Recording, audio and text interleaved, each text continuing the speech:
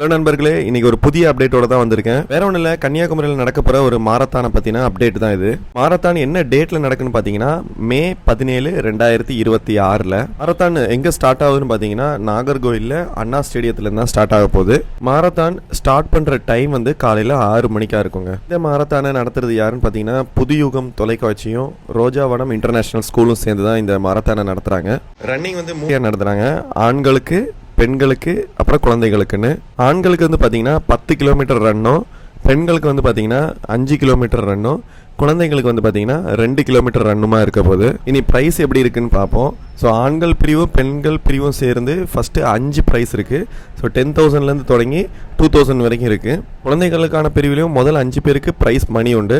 So 1500 தொடங்கி 500 வரைக்கும் உண்டு.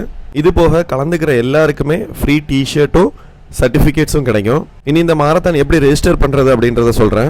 மாரத்தான் ரெஜிஸ்டர் பண்ணுறதுக்கு எந்த ஒரு சார்ஜஸுமே பண்ணல, ஃப்ரீ என்ட்ரி தான் இதுக்கு.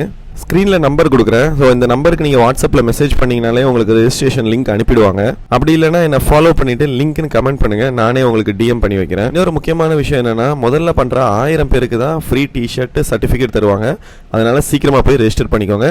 மாரத்தான் அன்னைக்கு மீட் பண்ணுவோம்.